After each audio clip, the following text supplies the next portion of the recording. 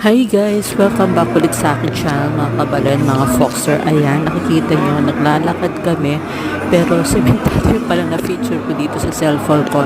Anyway mga kabalen, na daanan namin yung mga naglalaban ng mga kalapati dito sa mall. Meron palang ganyan guys. Akala ko sa mga manok lang pala yung nangyayari yun guys.